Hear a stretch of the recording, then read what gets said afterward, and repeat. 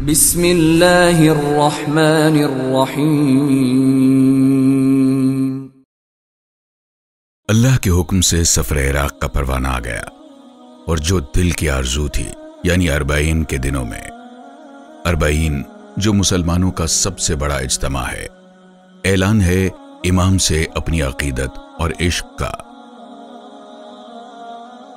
ہمارا سفر لاہور سے اسلام آباد ایئرپورٹ کی طرف شروع ہوا، کیونکہ ہمارے قافلے کی فلائٹ اسلام آباد سے نجف کی تھی۔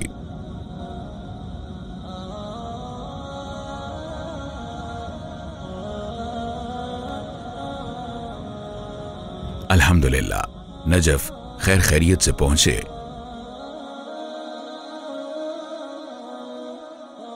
اور شام کے وقت تک کربلائے معلی پہنچ گئے۔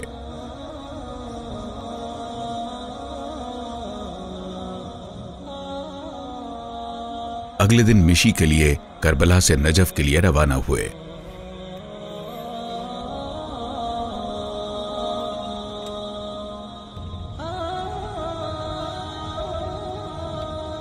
مشی وادی عشق میں چلنے کا نام مشی ہے، جس کا ہر قدم اپنے نفس کی نفی کی طرف لے جاتا ہے،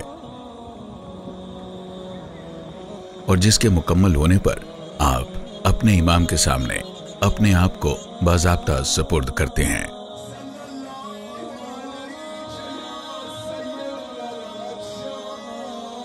تاکہ آپ بھی صبر اور شکر کا تحفہ اپنے ساتھ واپس لے جا سکیں اور اللہ تعالی کی رضا میں اپنے آپ کو ڈھال سکیں۔ مشی کا سفر نجف سے کربلا تک تقریباً 86 کلومیٹر کا ہے، اور یہ دنیا کا سب سے لمبا دسترخوان ہے۔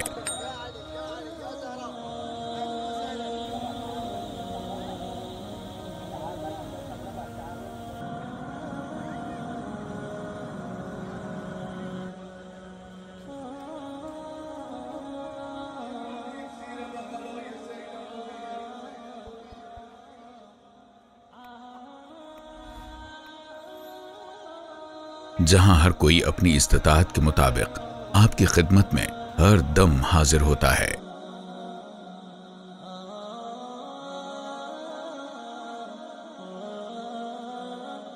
یہاں آرام کے لیے آرام گاہ بھی ہے۔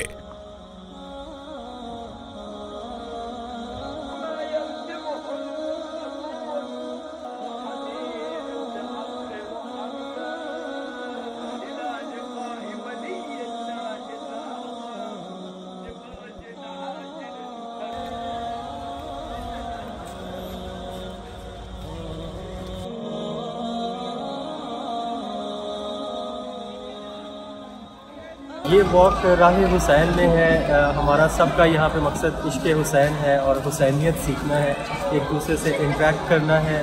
یہاں پہ سب لوگوں کو میں نے دیکھا، لوگ ایک دوسرے سے نہایت پیار سے، محبت سے اور عزت سے پیش آتے ہیں، اور ابو آل ان سب سے جو آگے کی چیز ہے وہ یہ ہے کہ یہاں کے جو لوکل جس جذبے سے زائرین حسین کی خدمت کر رہے ہیں، بہترین کمال، ان ساری ویلیوز کو ہم نے لے کے جانا ہے، جہاں جہاں سے بھی ہمیں پوری دنیا میں اسپریڈ کرنا ہے۔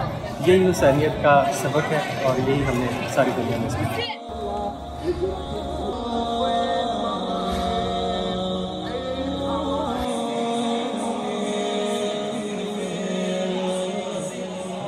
اور سفر کی تھکن اتارنے کے لیے مالش کی سہولت بھی۔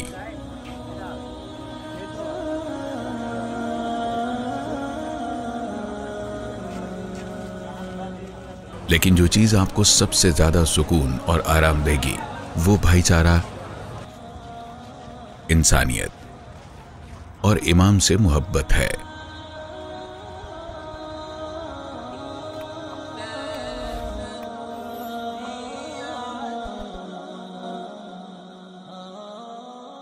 اس مشی کا اختتام سرزمین کرب و بلا پہ ہوتا ہے۔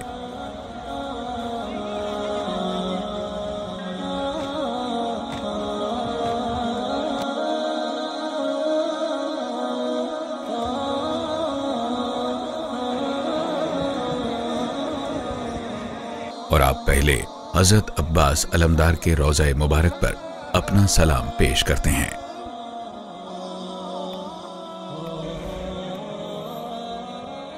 اور زیارت کرتے ہیں۔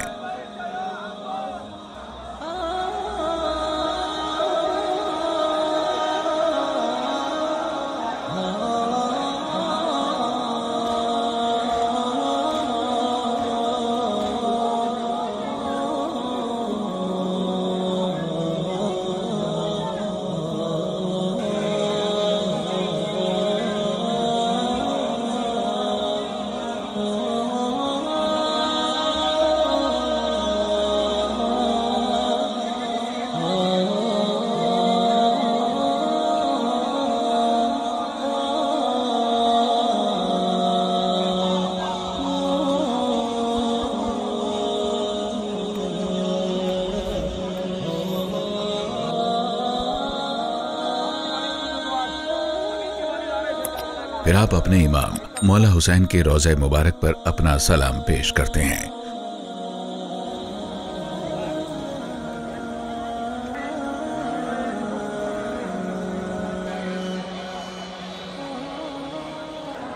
اور زیارت متبرکہ سے آشنا ہوتے ہیں۔ لیکن یہ سفر یہیں ختم نہیں ہوتا، بلکہ تلہ زینبیہ کی بھی زیارت کی جاتی ہے۔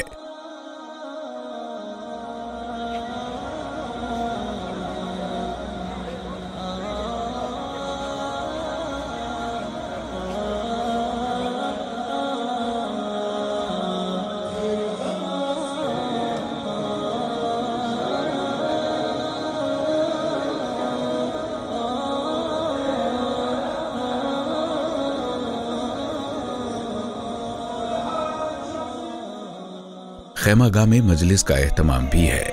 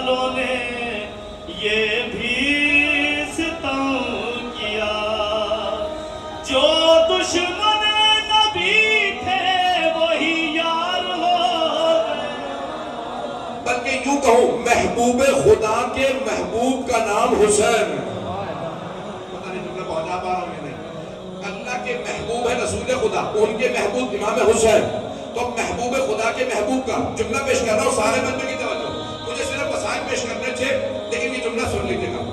قرآن کریم کی آیت، 2 آیات پیش کر رہا ہوں۔ وسیقہ یوم دن، جس دن قیامت کا دن ہوگا تو جہنم والوں کو گھسیٹ گھسیٹ کے جہنم میں ڈالا جائے گا۔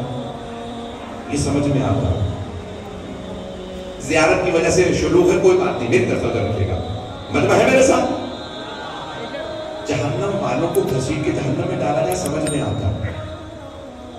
ایک آیت میں ہے وسیق بہم الی الجنہ، اور جنت والوں کو جنت میں گھسیٹ کے ڈالا گیا. جو لوگ مجھ سے پہلے سن چکے ہیں وہ پہنچ گئے ہیں، جو ابھی تک جنہوں نے نہیں سنا سن لیجیے گا. بہت بڑے ہمارے آئینے میں سید موسیٰ شبیدی زنجانی قوم مقدس میں ہے، میرے اساتذہ میں ان کا نام آتا ہے، 96-97 برس کے ہیں. آئے میں آپ کو کچھ دیر کے لیے 61 ہجری میں لے جاؤں. یہاں کچھ بیویاں ابھی واپس آنے والی ہیں. آج چہلوں کا دن ہے. کچھ بیویاں رہائی ملنے کے بعد شام سے آئی ہیں. جب انسان کسی جگہ رہتا ہے نا تو وہاں بار بار آتا ہے. سب سے آگے جناب عباس کا خیمہ تھا، اس کے بعد اصحاب کے خیمے تھے، پھر یہ جہاں محملوں کے نشان ہے نا یہاں 18 جوانان بنی ہاشم کے خیمے تھے. جانتے ہیں جوانوں میں کون کون تھا؟ حضرت علی اکبر، حضرت قاسم، مولا علی کے بیٹے، مولا حسن کے، مولا حسین کے بیٹے، جناب زینب کے بیٹے. اور پھر جانتے ہیں سب سے یہ جو جب اندر داخل ہوتے ہیں نا وہاں سب سے جو پہلا خیمہ ہے وہ مولا حسین کا تھا. اب میں کیسے پڑھوں آپ کے سامنے؟ وہ مولا حسین کا خیمہ. مولا حسین کے خیمے کے ساتھ والا خیمہ جناب زینب کا، پھر ساری بیویوں کے خیمے، اور سب سے پیچھے مولا سجاد کا خیمہ، سب سے آگے مولا عباس، سب سے پیچھے مولا سجاد. ہاتھ جوڑ کے جملہ پیش کرو، میری طرف دیکھیے گا. آپ نے سنا ہے نا ساری بیویاں جب مولا حسین کی شہادت ہوئی خیموں سے باہر آ گئی تھی. جب باہر آئی نا تو مولا سجاد آخری خیمے تھے. آواز دی پھوپھی اماں کیا بات ہے، بیویاں خیموں سے باہر کیوں جا رہی ہیں؟ تو جناب زینب نے کہا سجاد میں کچھ نہیں بتا سکتی، خیمے کا پردہ ہٹاتی ہوں، آپ خود دیکھ لیجئے. مولا سجاد نے ایک عصا کا سہارا لیا اور کھڑے ہو کے کہا السلام علیکہ یا ابا عبداللہ. اتنی بلند آواز سے گریہ کیجئے گا کہ وہ بیویاں سنیں. مقام علی اکبر، مقام علی اصغر، جعفر صادق اور مقام صاحب الزما.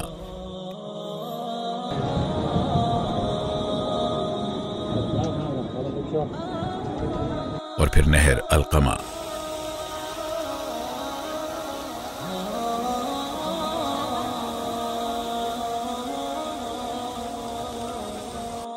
نہر فرات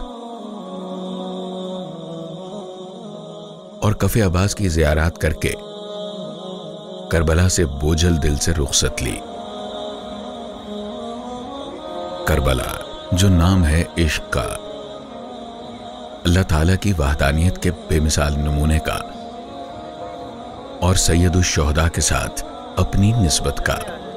یہاں پہ آنے کا مقصد مین جو ہے وہ صرف یہ ہے کہ کربلا کے اندر ظلم ہوا نہ کہ جنگ تھی، جو کہ ابھی بھی کچھ لوگ یہ کہتے ہیں کہ جنگ ہوئی کربلا میں. ان کو یہ میسج دینا کلیئرٹی کے ساتھ یہ ضروری ہے کہ کربلا میں صرف اور صرف ظلم ہوا، جنگ نہیں تھی. کیونکہ اگر جنگ ہوتی تو امام حسین کبھی بھی اپنی بہنوں اور بیٹیوں کے ساتھ یہاں نہ آتے. میرا یہ پہلا ایکسپیرینس تھا جو میں نے یہاں کربلا میں اربعین پہ آیا اور میں نے مشی کی. سنا تھا جنت کا سفر ہے، واقعی میں نے یہاں پہ یہ کچھ دیکھا. اور اس کے علاوہ یہاں پہ آپ کو صبر کا درس ملتا ہے. یہاں پہ آپ کو زندگی ایکچولی میں کیسے جینا چاہیے ہر چیز کا درس ملتا ہے. کربلا سے الوداع کہتے ہوئے دل تو بوجھل تھا، لیکن امام علی کے در کی زیارت کا اشتیاق بھی تھا. نجف پہنچے اور امام علی مقام کے روضہ مبارک پر سلام پیش کیا اور زیارت کی.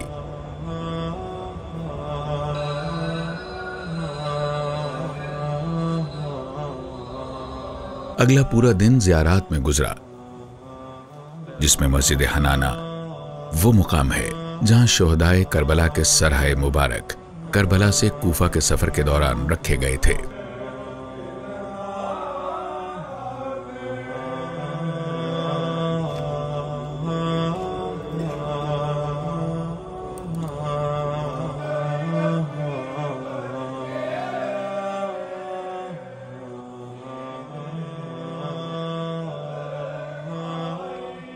مسجد کوفہ مذہبی اور تاریخی اہمیت کی حامل ہے۔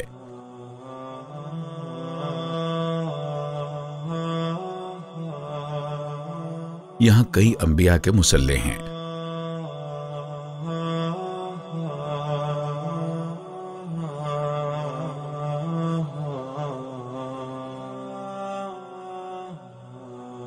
اور یہاں سے ہی امام علی کے گھر کا راستہ بھی ہے۔ حضرت علی کے گھر کی زیارت کی، پھر زیارت کمیل بن زیاد،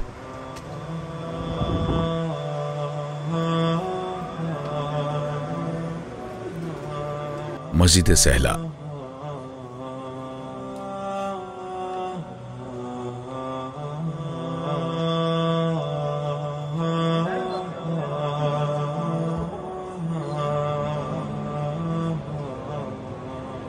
حضرت میسم تمار، زیارت اون بن مسلم بن عقیل بن ابی طالب،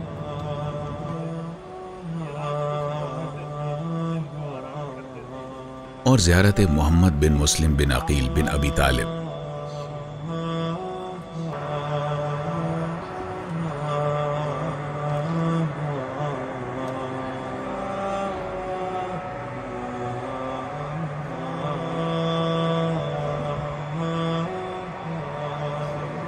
اور زیارت ابراہیم بن مسلم تھی۔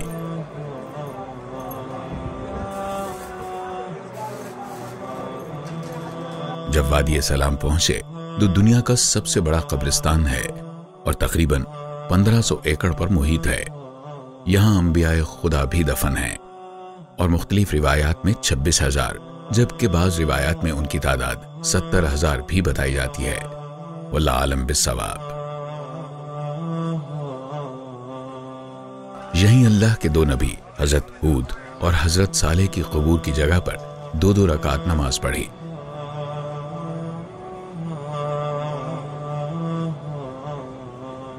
اگلے دن ہماری روانگی کاظمین کے لیے ہوئی۔ کاظمین بغداد کے نواح میں واقع ہے اور میرے جد امجد امام موسیٰ کاظم اور امام تقی الجواد کا جائے مدفن ہے۔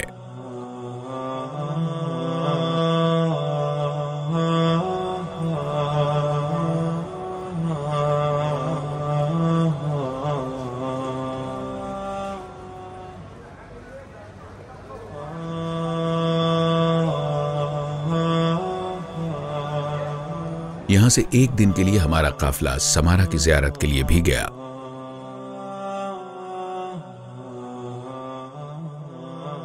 جہاں ہم نے امام حسن عسکری اور امام علی نقی کے روضہ مبارک کی زیارت کی۔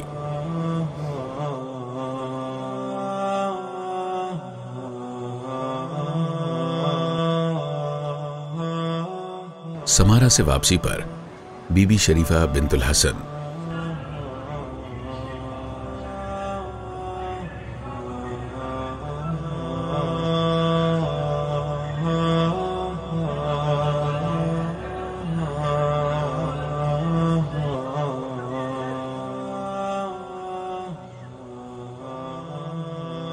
اور سید محمد کی زیارت کی۔